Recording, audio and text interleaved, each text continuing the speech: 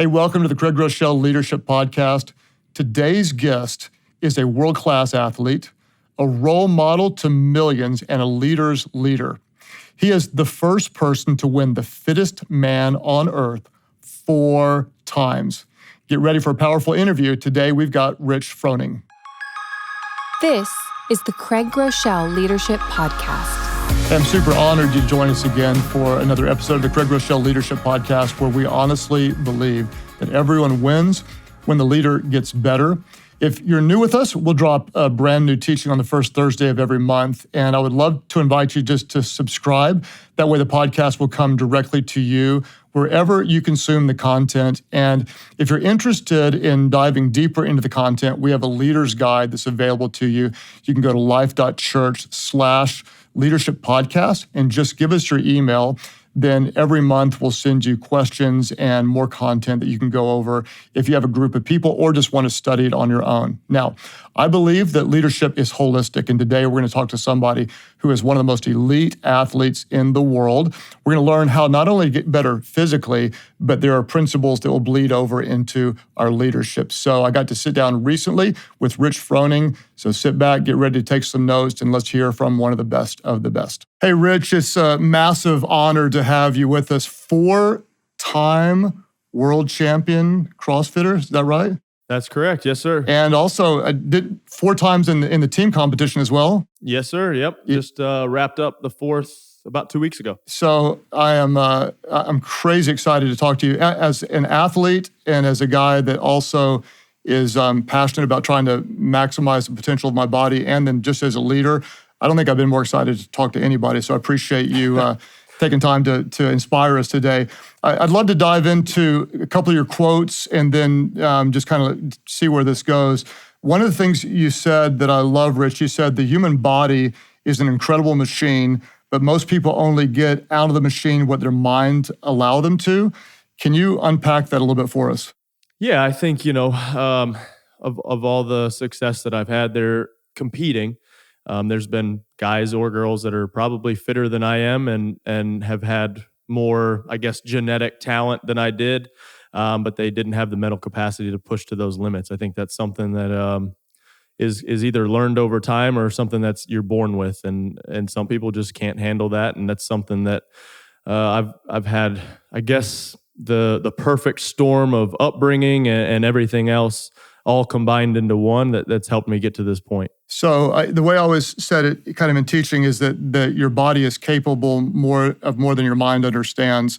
How do you for sure. What do you say to yourself in your mind to push your body beyond what it's done before? Yeah, it's it's actually funny. There's almost like a transition that's happened. In the beginning, you kind of run from that pain and try to stay out of it, just because it's not a comfortable position to be in. But I've been doing this for 10 years, but I've been training my body physically since I was 12, 13 years old. And so as you gain some knowledge and some experience in those particular feelings that you just know that, hey, when it hurts, that's when the good stuff happens. And, I've had a couple, the last 2 years ago, I tore my meniscus. And so it took a while to heal and was frustrating. And the pain was not a pain that was a good pain.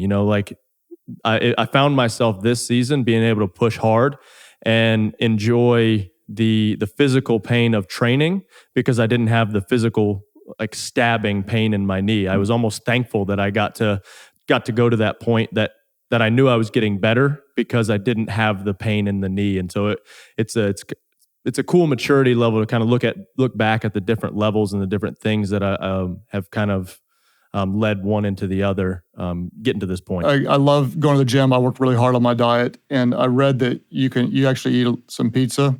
I do eat pizza every once in a while. A lot of people talk about in the documentary where I was also, I think at that time, what was I, 27, 28, something like that. So my metabolism was a little better. The last couple of years, I've realized I'm 32 now. I've had to rein in that diet a little bit, but yeah, there's definitely some days. So hey, that listen, I enjoy man, some I'm pizza. 51 and I'm not listening to that 31 wine and stuff. So man, you just don't even just keep going lifting your little weights and quit your whining. All right, I got it. Yep. So, all right, I understand. So hey, I've worked out with some CrossFitters, and I'm actually never trained consistently in CrossFit. But what I understand is that the community aspect really seems to be a driving force behind it. That we're in this together. You said this, Rich. You said strong people don't put others down, but they lift them up. Tell me how that works in leadership and in CrossFit. How are you helping other people get better as a leader? That's definitely the draw of CrossFit, is the community aspect of it. The combined suffering, the day in and day out of having people that are going to push you, but also people that are there that have your best interest in mind. And so for me personally, when I stepped aside from individual competition, I grew up playing team sports. That was my deal. I never really played any individual sports. So for me as an individual, it was tough. And moving to the team side when we had kids, that was a big driving force in that. But to be able to share that with other people, the highs, the lows, the day in, day out, you see the sacrifice, the just, everybody's moving towards a common goal. And for me personally, my leadership style is more of a lead by example, or I'm going to be right there with you, suffer with you.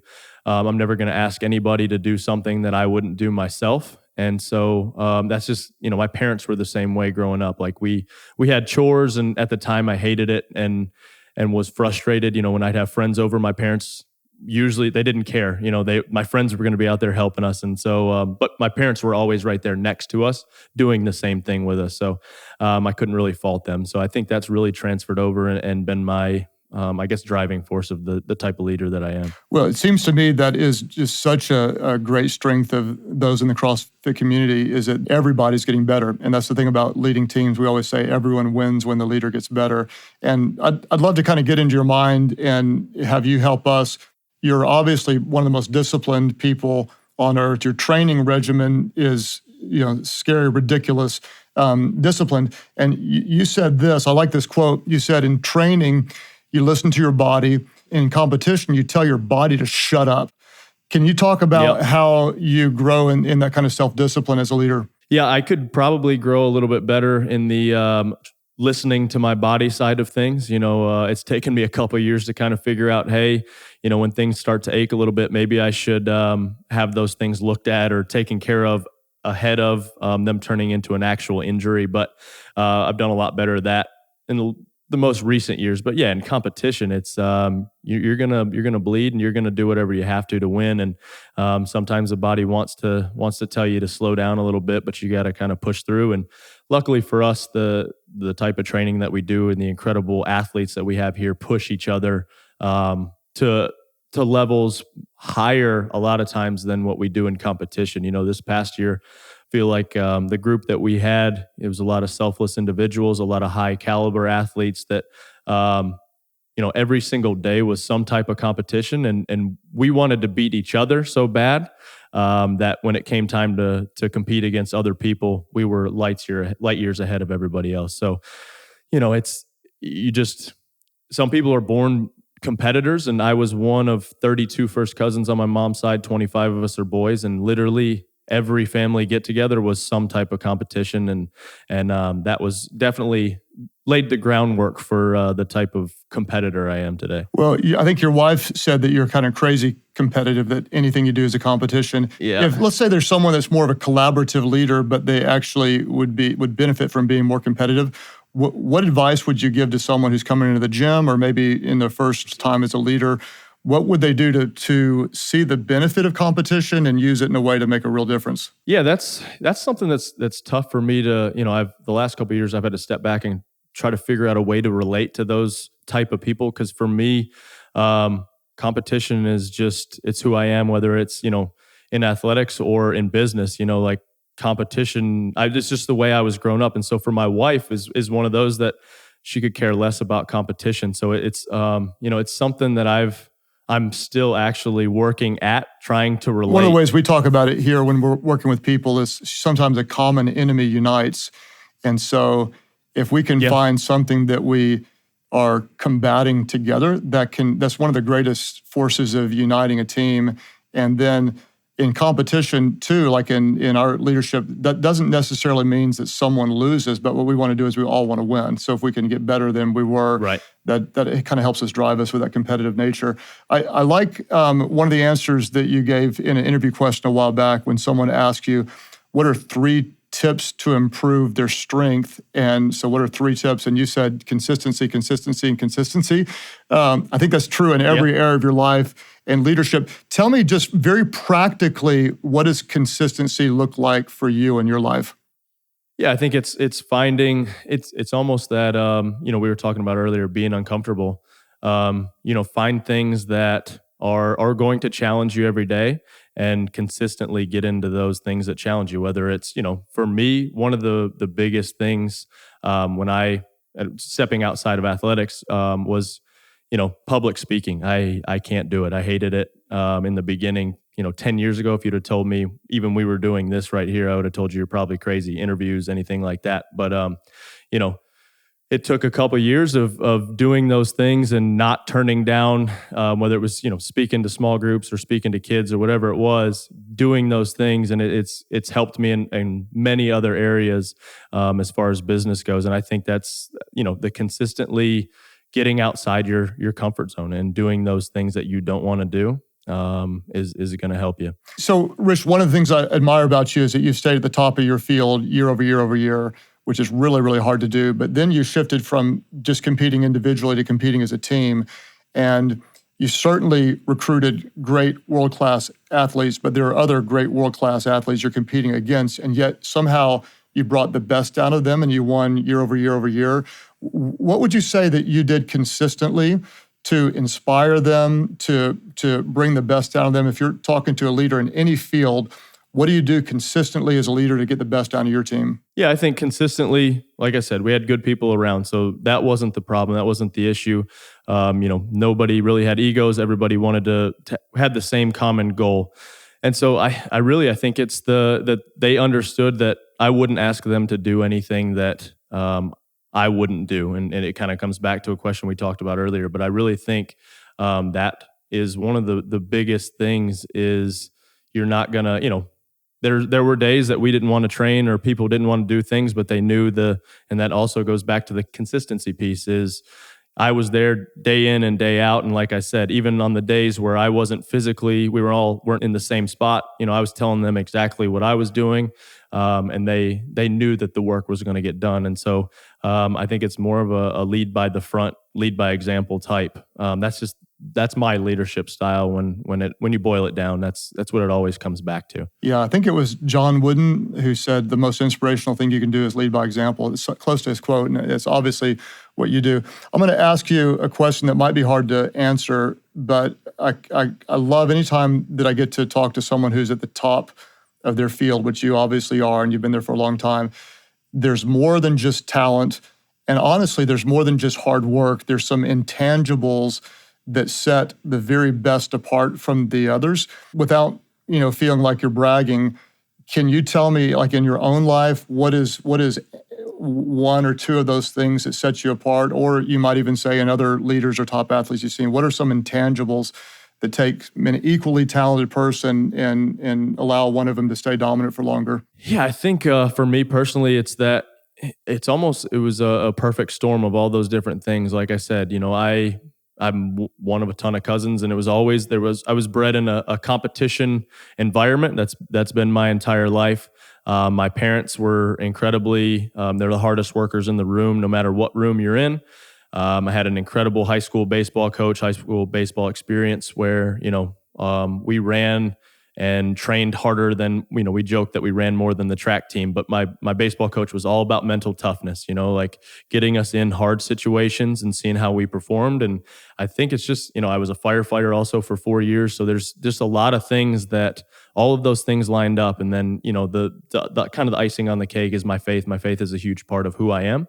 And all of those things, I think, kind of combined into the type of athlete I am, the type of competitor I am today.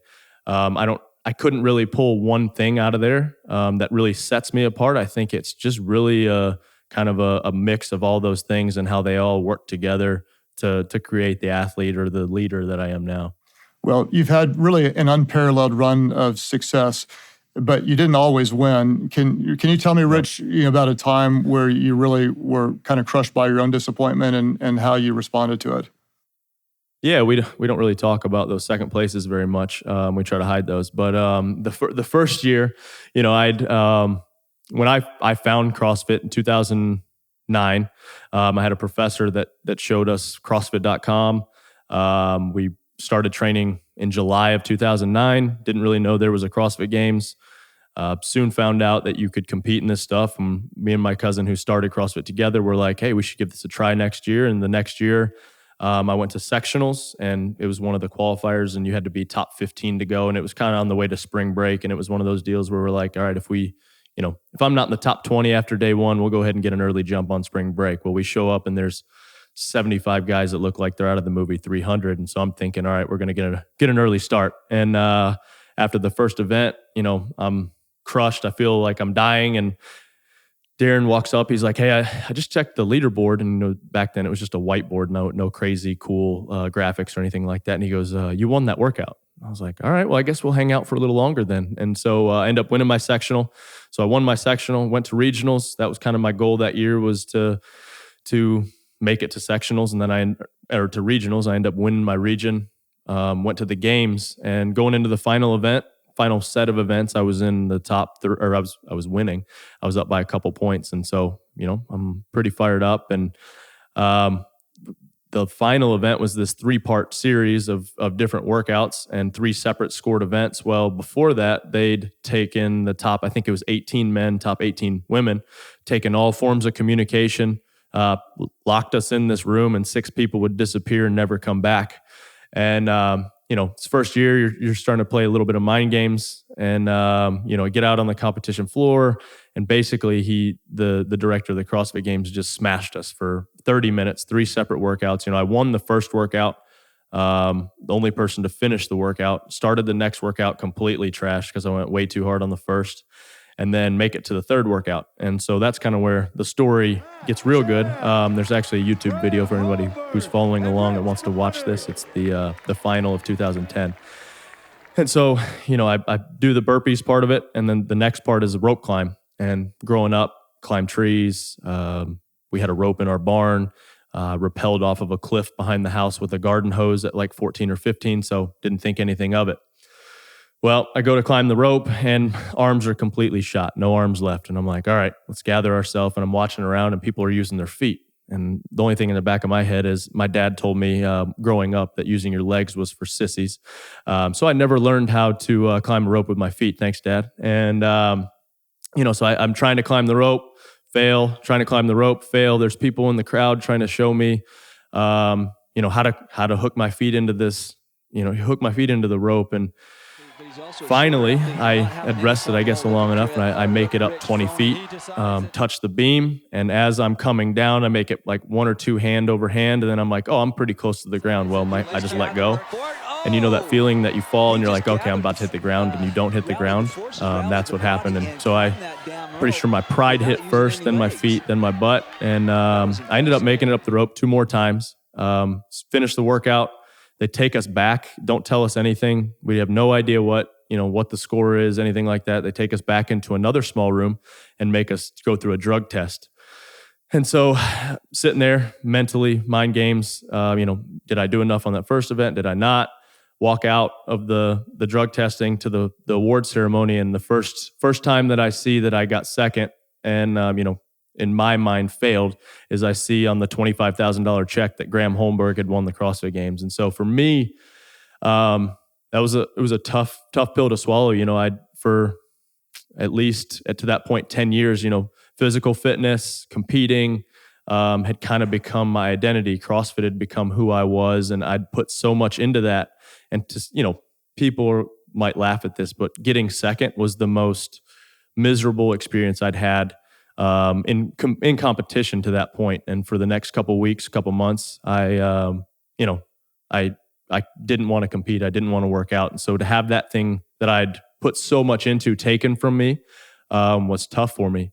And so not to get super in-depth spiritually or faith-wise, but luckily I had a good group of guys and some people that asked me some hard questions and, why was I living the way I was living and what was I living for? And I'd let my identity become, a worldly thing. And so after that, I kind of reprioritized everything and put it into my faith and saw that the gifts that I'd been given were my way to give back was to glorify God and all that I'd done and tell as many people as I can. And like I said, I'm not to get too in-depth faith-wise, but that's really what turned it around. Well, it's so powerful. And so you won, and then you wouldn't win. And it's a crushing disappointment. Your identity's wrapped up in it. Can you talk to a leader right now, Rich, that's discouraged and maybe feels like, I was top of the game, now I'm not, I'm falling behind, I'm too old, I don't have what it takes.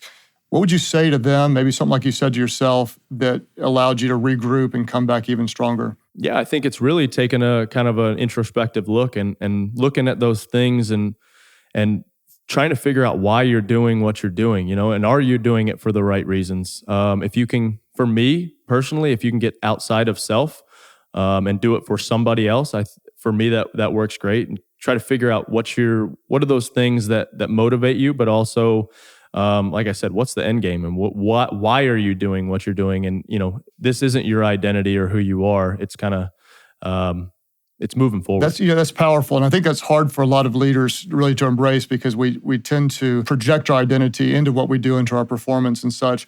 And then we have to manage the expectations. I imagine you've won so many times that there's probably massive expectations people put on you. How do you deal with that external pressure of outside expectations? Yeah, I think, external expectations are hard, but I feel like the internal expectations that I put on myself and our team are even greater. Every year I train to win the CrossFit Games. That's the one and only goal. It's a blessing and a curse. We finished the CrossFit Games 2 weeks ago. The next day I'm already thinking about, all right, what's the plan for next year? How do we get back to this point? Like, it's almost hard for me to enjoy even finishing and winning. It's really, but that's not an external pressure. That's an internal pressure. And so the external pressure is just something you deal with. But for me personally, the internal pressure is even harder and outweighs the external pressure. So I'd love to get in your mind, Rich, and let's say it's, you're at the end of a competition, it's really, really close. You think you've got what it takes, but it's really going to take special effort. Can you tell me what goes on in your mind? We all have kind of an inner monologue going at different times. What do you say to yourself? Yeah, for me, it's I know that throughout the year I've trained as hard as physically possible, as hard as there's this year, especially this year, this last year's been, I'm going to use that as the example, but I know for a fact there's nothing more that I could have done. There's nothing more that we could have done as a team. So knowing that is pretty freeing in that, it's the outcome, as long as we do exactly what we know, what we're capable of, it's going to be okay. And like I said, and I keep coming back to it, but the faith perspective of it, it matters, in the grand scheme of things, it doesn't matter. How I finish doesn't define me as a human being. It's hard for me maybe in that moment to realize that, but I know down the road it's something that it'll be okay. And that's not what defines me as a human being. However, I'm not, like I said, I'm not the greatest of losers. And so, I've said it a couple of times. It's not that I enjoy winning. It's that I disdain losing more than probably anybody. For me, it could be one-on-one and nobody else is here watching, but it's embarrassing to lose at anything. And so it's just who I am. Well, your faith inspires me. And on our podcast, we have listeners from all different backgrounds, different spiritual beliefs. But, when I look at you, I look at a guy that really is secure in doing what you've been created to do. And so there's joy in it, there's fun in it, there's life in it. And your success in whatever you do, that ultimately doesn't define who you are.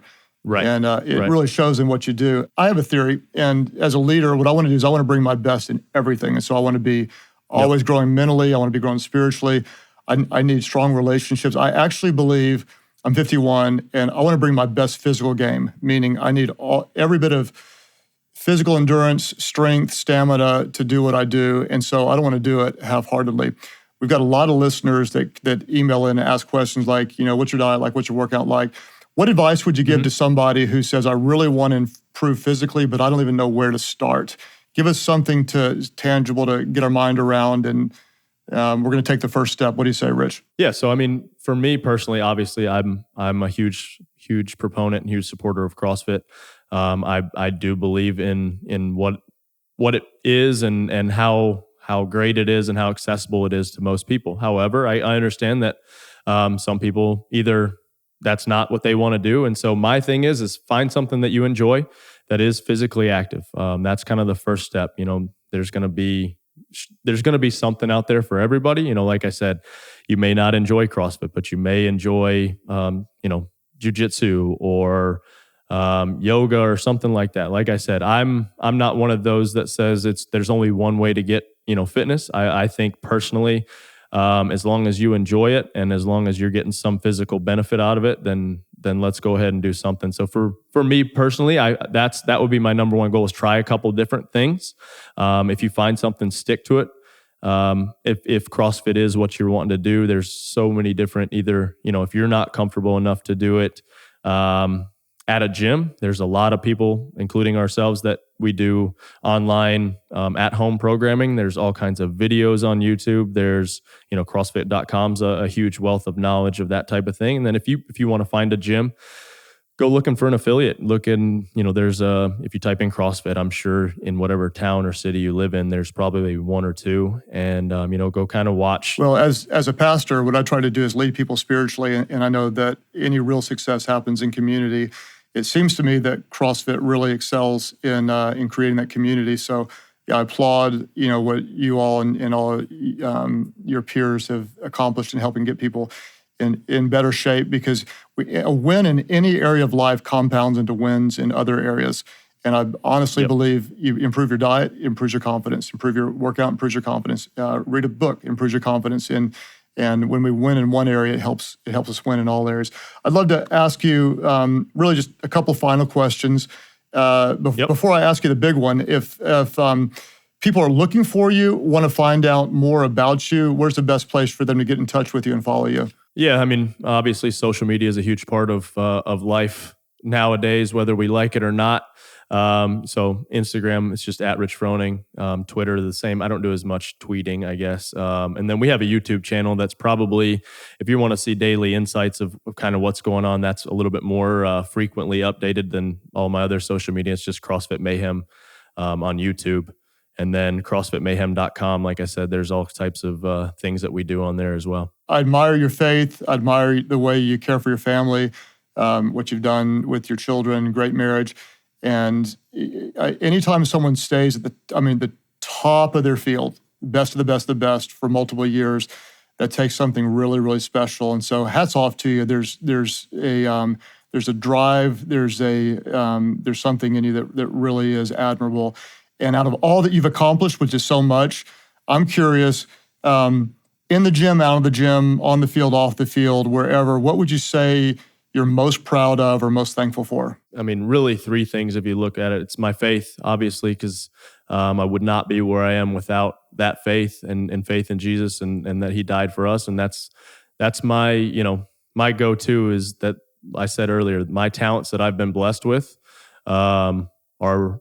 are from him, and my way to glorify him is that. And then also, like you said, my wife she's an incredibly supportive, incredibly humbling. I have the tattoo, Galatians 6:14, man, never boast in anything except for the cross of Lord Jesus Christ, which has been crucified to me and I to the world. And I say, that reminds me every day when I see that in the mirror to stay humble and not to boast in anything. But my wife also reminds me daily how awesome I am not. And so she's a good judge of that and keeps that great. And then my kids, there's nothing like, just before I came over here, I was working out in the basement And Lakeland looks at me and she's, "Can I work out with you, Dad?" And I'm like, "Of course." And, I've never once, she's 5, so I don't tell her anything to do, but she just wants to do what I'm doing. So she's running around the treadmill, swinging on the rings, picking up, she's got a little kid's barbell. And she looks at me and she's like, "Dad, pretend it's the CrossFit Games." And I'm like, "Too soon to pretend it's the CrossFit Games, but yeah, honey, let's go." And so, she's like, it's incredible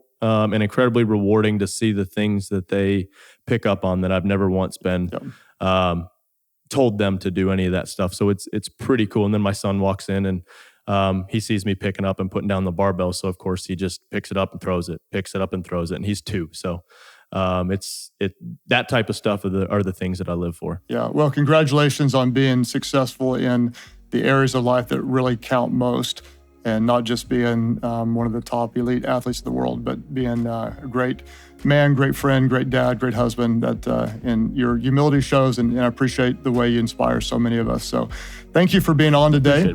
And I want to tell all of you, hey, let this inspire you. If you've got something that you want to do, something you want to try, go ahead and take that step. If you get better in one area, you'll get better in every area. And I want to tell you, thank you for being a part of our leadership community. If you're new with us, we will drop new content on the first Thursday of every month.